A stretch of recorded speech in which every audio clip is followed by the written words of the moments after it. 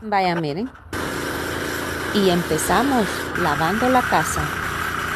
Es muy importante que lavemos antes de empezar a preparar para que trabajemos en área limpia y no haya problema con los productos, ya sea por el polvo o la mugre que esté en la casa.